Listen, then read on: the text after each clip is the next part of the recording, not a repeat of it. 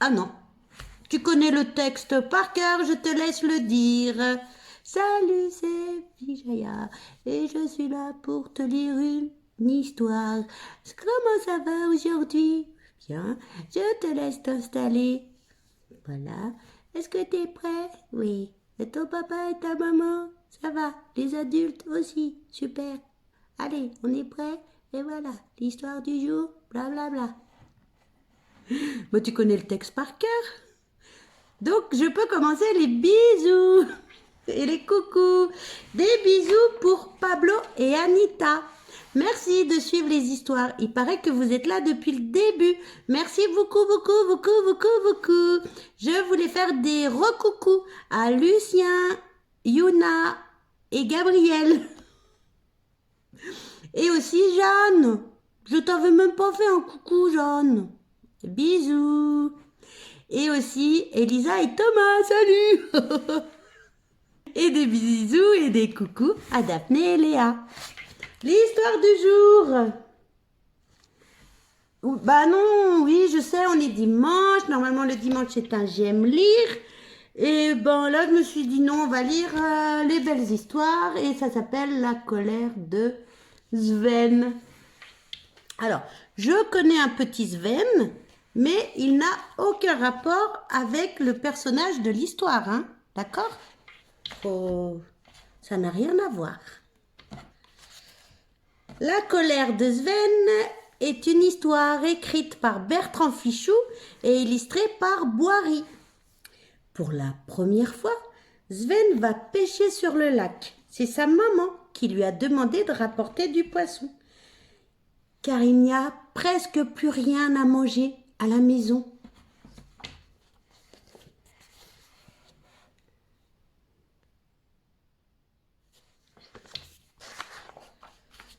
Au milieu du lac, Sven fait pendre son fil dans l'eau, puis il attend, longtemps, sans un geste, sans un bruit. Avant, c'était son papa qui attrapait les saumons, mais cela fait des semaines qu'il est parti. Soudain, tchac, un poisson mord à l'hameçon. Sven est très fier. Il tire sur le fil. Oh non, le poisson n'est pas plus gros qu'un doigt. Mais Knut, le chat, soupire. Ce soir, c'est le ventre vide qu'il s'endormira. Alors,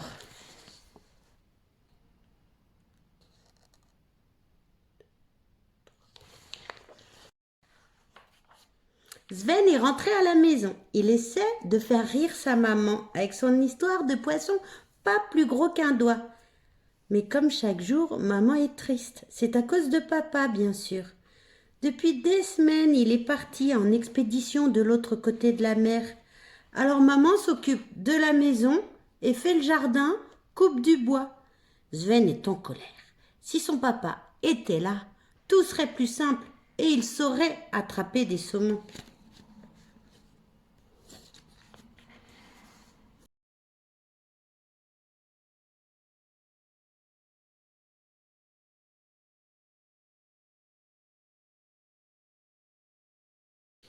Le lendemain, Sven retourne pêcher sur le lac. Il fait pendre son fil dans l'eau, puis il attend longtemps. Sans un geste, sans un bruit, soudain, tchac, un poisson mord à l'hameçon. Sven est très fier, il tire sur le fil. Oh non, il n'est pas plus gros que celui d'hier. Sven est déçu. Mais quelque chose d'étrange attire son attention.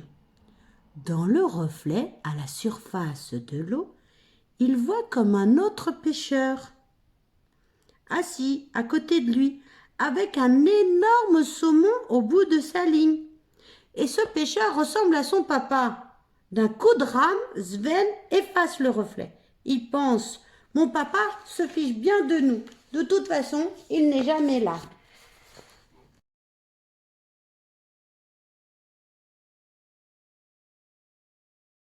Il est en colère, ce petit enfant. Et mon livre, il est décollé, hein, c'est super.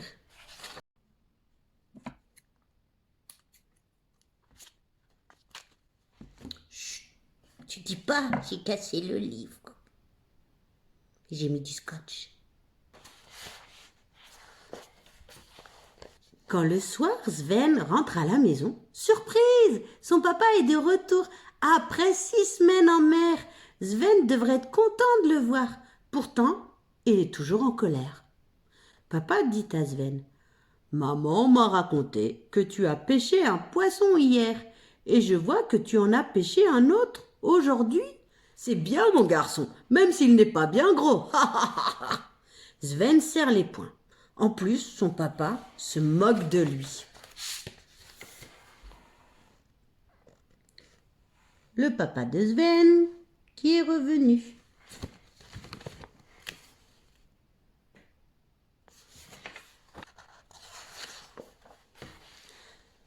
Le soir, la table est couverte de bonnes choses à manger. C'est papa qui les a achetées avec l'argent qu'il a gagné. Tiens, dit papa, j'ai un cadeau pour toi. Il offre à Sven un petit poisson en métal brillant avec une queue faite de 3 plumes colorées. Papa dit: Attention, ce n'est pas un jouet, c'est mon secret pour attirer les saumons. Demain, je te montrerai. Puis il passe sa grosse main râpeuse dans les cheveux de Sven. Sven fronce les sourcils. Il ne veut pas que son papa le touche, il n'a qu'à être là plus souvent.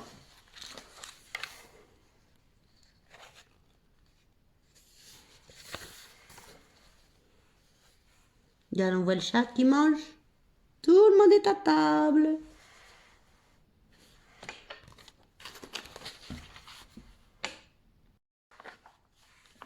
Le lendemain, papa emmène Sven sur le lac. Sven n'a pas envie. Il pense papa fait semblant de s'intéresser à moi. En vrai, il serait bien mieux tout seul. Papa s'est assis au milieu de la barque et il rame. Sven reste le plus loin possible, tout à l'arrière, avec Knut le chat bien assis sur son derrière.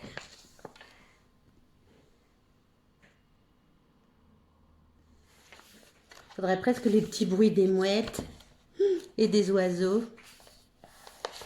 Une fois au milieu du lac, papa explique. Tu vois, mon garçon, tu accroches le petit poisson de métal tout près de l'hameçon, puis il agite le fil. Et c'est comme si le petit bout de métal prenait vie. Les saumons croient que c'est un vrai poisson. Dès que l'un d'entre eux le mordra, tu pourras le sortir de l'eau et d'un coup sec, hop! Sven ne croit pas son papa.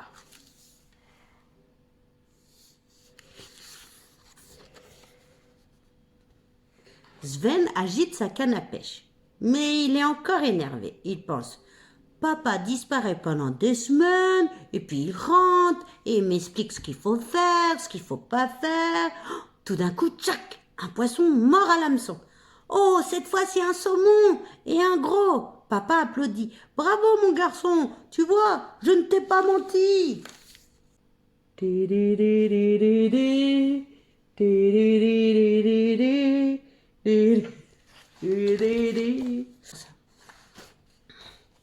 Incroyable, Sven remonte un autre saumon, puis encore un. Sven ne peut s'empêcher de rire avec papa à la maison et cette collection de saumons. Maman va être tellement contente. Alors Sven vient s'asseoir à côté de son papa. À la surface de l'eau, le reflet les montre tous les deux, l'un contre l'autre, mais pour de vrai cette fois. Je te ferai bien le bruit des mouettes, hein? Mais non, je vais pas faire le bruit des mouettes. Non, non, non, non, non, non, non. Non, non, non, non, non, non. Papa enfonce sa grosse main râpeuse dans les cheveux de Sven et lui frotte la tête. Sven en est tout étourdi. C'est la caresse d'un papa qui n'a jamais appris à faire des caresses. Sven n'a pas envie que son papa reparte. Tu sais, mon garçon, quand je suis loin, je pense à toi et à ta maman, tout le temps. Sven a le cœur léger et il dit: Papa, si on rentrait à la maison?